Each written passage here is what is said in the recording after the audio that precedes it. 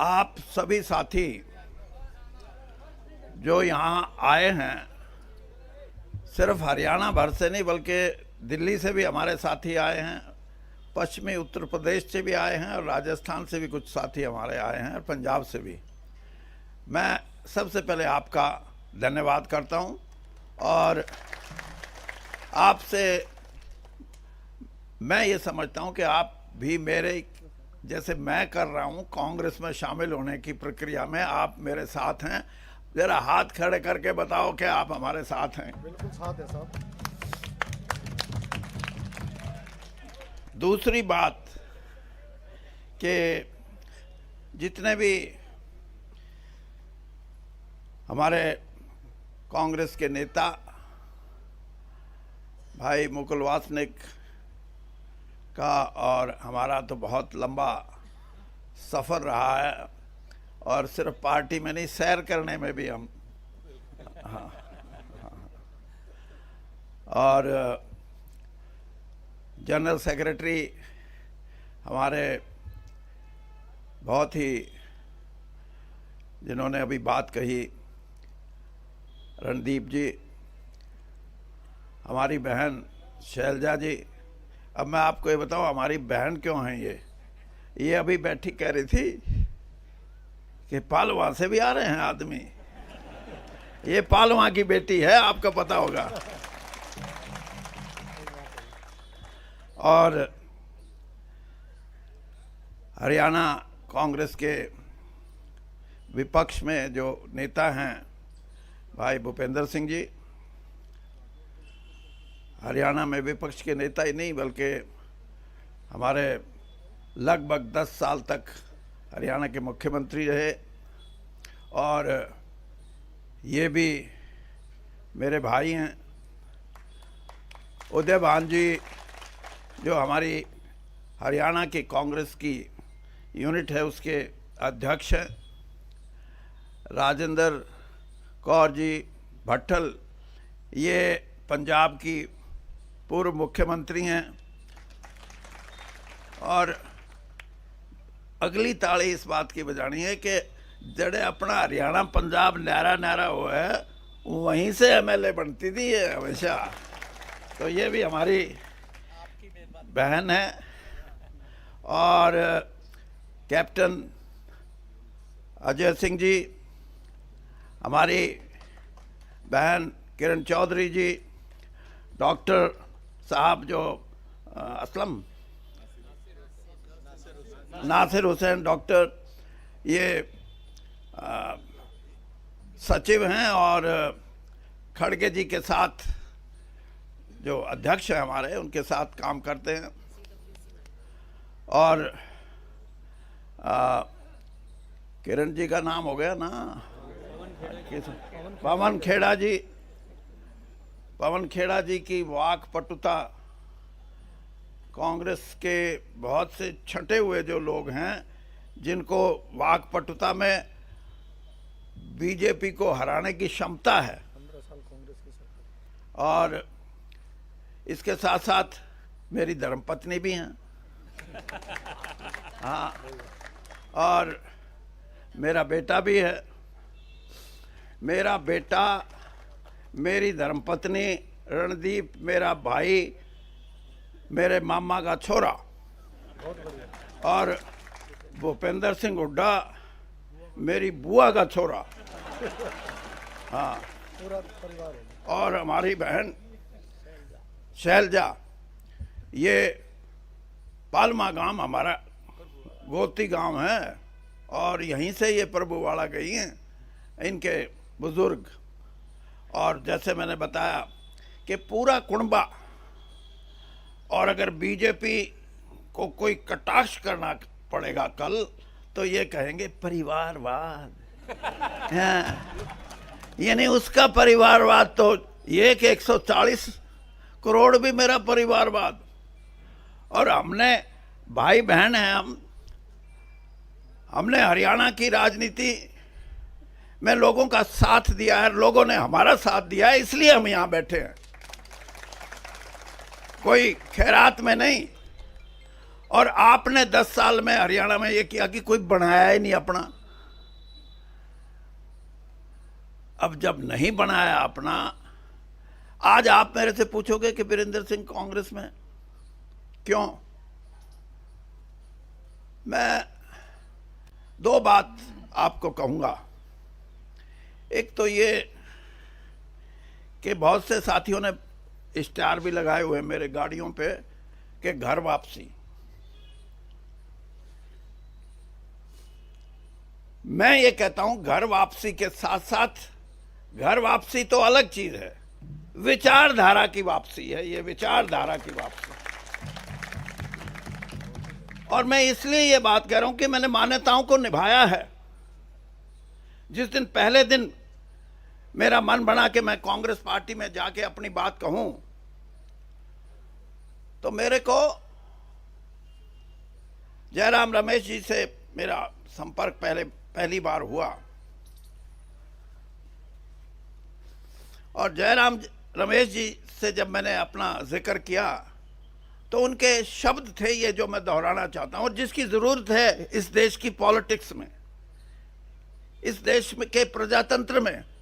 जयराम रमेश जी कह रहे थे कि आप बेशक विपक्ष में रहे हैं, मतलब कांग्रेस के विपक्ष में, लेकिन आपकी प्रेजेंस, आपकी उपस्थिति भारतीय जनता पार्टी में एक ग्रेशियस बात थी। आपने कोई छोटी बात किसी नेता के बारे में और किसी पार्टी के बारे में नहीं कही। और आज भी मैं ये बात कहता हूं कि इस देश के जो प्रजातंत्र से जुड़े हुए लोग हैं, जो अपने आप को नेता और बड़े नेता की संज्ञा देते हैं, उनको भी व्यवहारिक रूप से कुछ मान्यताएं हैं, कुछ गरिमा है, उसको निभाना चाहिए। और अगर हम इन मान्यताओं को निभाएंगे तो हमारा देश मजबूत होगा। तो इसलिए मैं ये बात कही कि मैं घर वापसी तो है ही, लेकिन विचारधारा की वापसी है। और विचारधारा की वापसी इसलिए, मैं कल मेरी धर्मपत्नी से कह रहा था, मैं कहा ये एक जो हमारा राष्ट्रीय गान है जन मन गण, मैंने कहा इसका मतलब समझा। ये हिंदी में थोड़ी सी मेरे से ज्यादा तेज है, हाँ। और उसके आगे है अधिनायक, जन मन गण अधिनायक। इसका मतलब ये कि आजादी के बाद इस देश के कर्णधार, इस देश पे राज करने वाले राजनीतिक दल या राजनीतिक नेता नहीं, बल्कि जनता है, प्रजा है इस देश पे राज करने वाली। ये रिपब्लिक है। रिपब्लिक को हिंदी में क्या बोलेंगे? हाँ, ये गणतंत्र है। और गणतंत्र में लोग ही, जिसको डिक्टेटर बोलते हैं, अगर कोई गाने की शब्दों को देखे तो इस देश के सबसे बड़े जो डिक्टेटर की जिसको हम संज्ञा देते हैं, वो इस देश के नागरिक हैं, इस देश के गणतंत्र के लोग हैं। और इन्हीं आधार पे डॉक्टर भीमराव अंबेडकर ने इस संविधान की रचना की थी। और संविधान और गणतंत्र, पार्लियामेंट्री डेमोक्रेसी, ये अगर बचानी है तो देश को उठना पड़ेगा। देश के साधारण से साधारण आदमी को उठना पड़ेगा। मैं सिर्फ वोट की बात नहीं कहता, मैं वो बात कह रहा हूं जिससे ये देश लड़ना चाहता है, अपने गणतंत्र को बचाने के लिए, अपने संविधान को बचाने के लिए, अपनी मर्यादित राजनीति को बचाने के लिए। अगर ये चाहते हैं तो इस किस्म की संरचना करनी पड़ेगी। बहुत से लोग बड़ी बड़ी बात करते हैं। आप कहोगे कि आप भी 10 साल भारतीय जनता पार्टी में रहे। मैं आपको सिर्फ इतना कहना चाहता हूं, जिस दिन मैं कांग्रेस से विदा लेके गया मैं श्रीमती सोनिया गांधी से मिल के गया था। मैं उनसे क्षमा याचना करके गया था कि किसी कारणवश मुझे भारतीय जनता पार्टी में जाना पड़ रहा है, और जिस दिन इस देश के प्रधानमंत्री आदरणीय मोदी जी ने मुझे अपनी कैबिनेट में लिया, उससे 5 घंटे पहले मुझे बुला के कहने लगे कि वीरेंद्र सिंह जी, आपका राजनीतिक सफ़र। मैंने कहा जी, राजनीतिक सफ़र तो बहुत लंबा हो गया, 42 साल कांग्रेस में रहा हूँ, और मैं आपको सिर्फ इतना बताना चाहता हूँ कि मैं उन राजनेताओं या उन राजनीतिकों में नहीं हूँ जो एक पार्टी छोड़ के दूसरी पार्टी में आके अपनी पैंठ जमाने के लिए दूसरी जिस पार्टी को छोड़ के आए उसके बारे में, उसके नेताओं के बारे में अपशब्दों का इस्तेमाल करें। मैं आपको भी ये कहना चाहता हूँ कि मैं श्रीमती सोनिया गांधी से मिल के आया हूँ, और जितना विश्वास और जितना आशीर्वाद राजीव गांधी जी ने और उसके बाद श्रीमती सोनिया गांधी ने मुझे दिया है, मेरे राजनीतिक जीवन में और दूसरा आदमी हो नहीं सकता। चौधरी वीरेंद्र सिंह।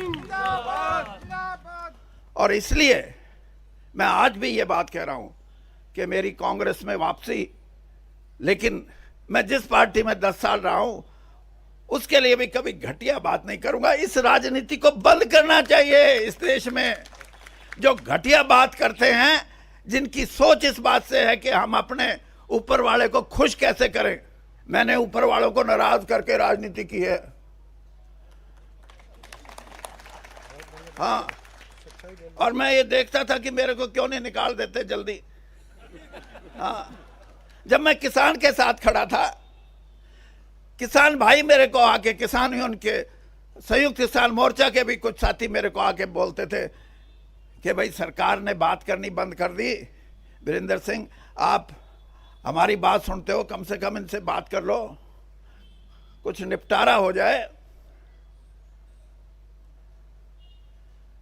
निपटारे की मैंने कोशिश की, और आखिर में ये बात आई, किसान यूनियन के भाइयों ने कहा कि कम से कम इतना तो करो, जिसके बारे में भूपेंद्र सिंह हुड्डा भी हमेशा बात करते हैं। मैंने कहा बताओ। तो एमएसपी की बात जब हुई तो सरकार ने कहा नहीं। उसके बाद मैंने कहा और कुछ बताओ, तो उन हमारे जो किसान भाई आए थे आंदोलन में जो शामिल थे, उन्होंने कहा भाई इतना तो करा दो कि चाहे बाहर बेचो चाहे भीतर बेचो, एक बेंचमार्क जिसको बोलते हैं वो स्थापित कर दो, उससे कम हमारी जिन्स नहीं बिकनी चाहिए, फिर हम बाहर भी बेच लेंगे अंदर भी बेच लेंगे।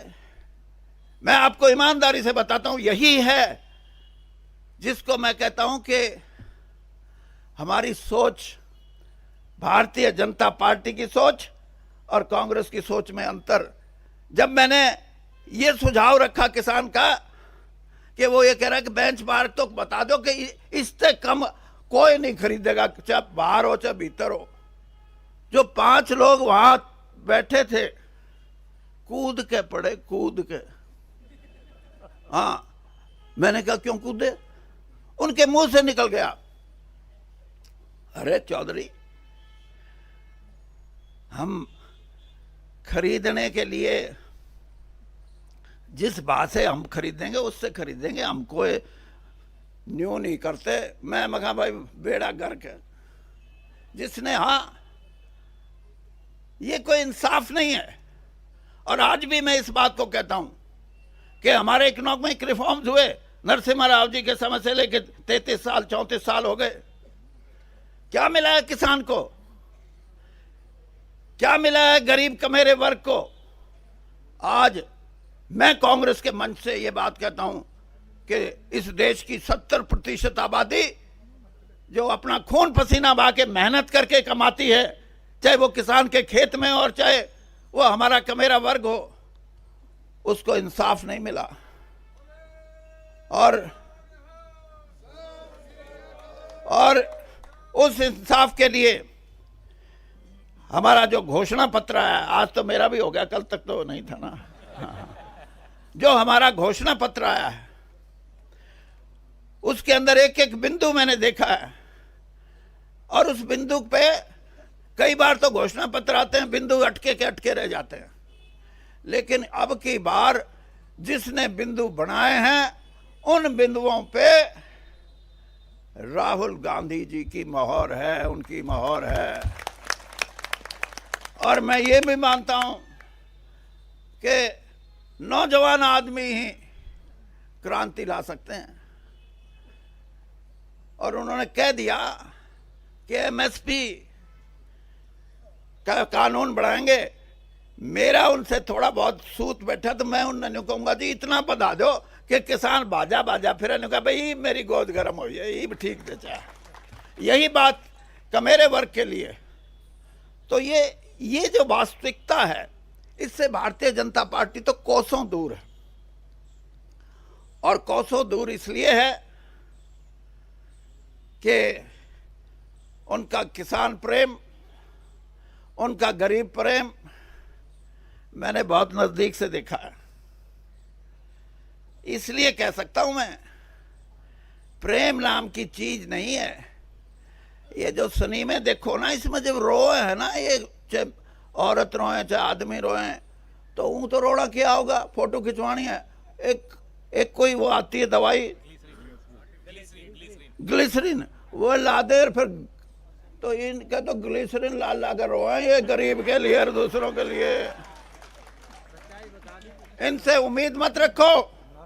और मैं आपसे दावे से कहता हूं कि इस देश में करवट बदल रहा है मतदाता। 52 साल हो गए इस धंधे में, अच्छा ज्योतिषी बन सकता हूं मैं। हाँ, राजनीति का ये बदलाव है, ये राजनीतिक दल या राजनीतिक नेताओं की वजह से नहीं, ये इनके कुकर्मों की वजह से, इनकी गलत नीतियों की वजह से। और बदलेगा। और जब भी पलटा लगेगा, इस देश का मतदाता, इस देश का युवा, इस देश की हमारी बहनें ये लगाएंगी पलटा। और पलटा लगने को तैयार है। 1.5 महीने से मैं भी देख रहा हूं। और पलटा जब लगेगा, राहुल गांधी जी की बात करते हैं। मेरा बेटा जो एमपी है, ये इनके साथ एक कमेटी में एक दिन कहने लगा, ये डैडी, हाँ भाई बता, ये राहुल गांधी परिवार की जो शख्सियत है, जो उसका करिश्मा है, ये आसाम में जाओ जब भी लाखों लोग, उड़ीसा में जाओ जब भी लाखों लोग, और हरियाणा पंजाब में आवे तो खेत में भी होए, ट्रैक्टर ट्रॉली पे भी होए, ट्रक में भी होए। राजस्थान में जाओ तो औरतें और आदमियों की। ये क्यों? ये इसलिए, मैं इसलिए बताता हूं कि आप समझो, पंडित जवाहरलाल नेहरू के बारे में जिस तरह बात करती है भारतीय जनता पार्टी, बड़ी बड़ी बात करती है। मैं आपको एक किस्सा सुनाता हूं, फिर देख लेना कि पंडित जी से बड़ा कोई आदमी इस देश में हुआ या नहीं। अहमदाबाद से चुनाव लड़ते थे इंदुलाल याग्निक। वो हमेशा इंडिपेंडेंट, निर्दलीय चुनाव लड़ते थे और हमेशा जीत के आते थे। 52 में जीते, 57 में जीते, 62 का जो चुनाव था उसमें कांग्रेस के जो कैंडिडेट थे, वो पंडित जी का किसी ना किसी तरह प्रोग्राम बढ़ा लिया रैली का वहां। और जब वो अपना भाषण कर रहे थे तो उन्होंने स्टेज पे बैठे लोगों से पूछा, अहमदाबाद से अब कौन लड़ रहे हैं? तो स्टेज पे बैठे लोगों ने कहा, जी इंदुलाल याग्निक। देखिए महानता, राजनीति इन मूल्यों की होती है। पंडित जी ने उसी समय अपना भाषण बंद किया और कहा कि इंदुलाल याग्निक से अच्छा कोई आदमी नहीं हो सकता, सब इसको वोट देना, मुझे मेरी पार्टी की जरूरत नहीं। और यहां बड़ी बड़ी बात करते हैं।